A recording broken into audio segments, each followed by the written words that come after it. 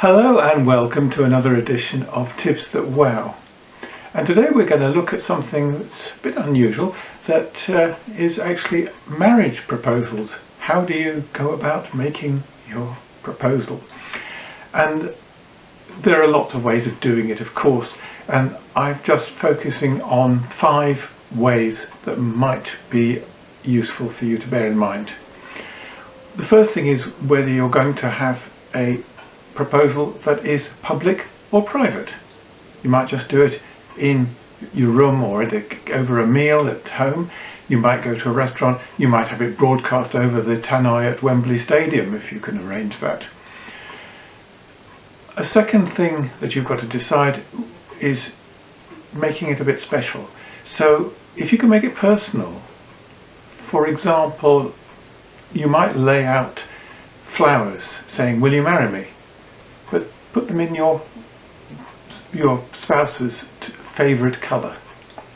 And you may want to choose a lovely location. That would be my third recommendation, because you're going to want to look back on the day fondly and remember it, and it's nice to have a beautiful location to remember.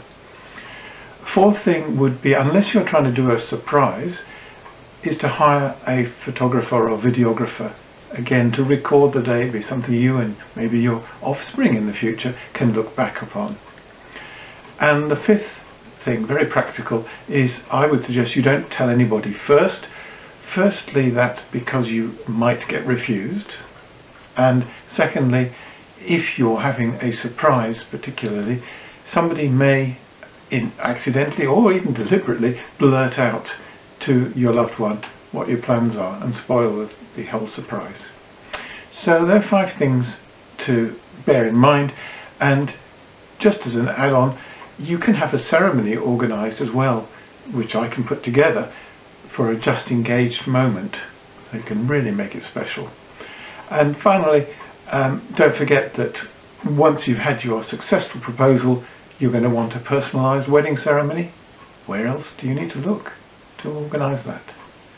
So I hope that's been useful and give you some ideas, and that you'll join me for the next edition of Tips That Wow.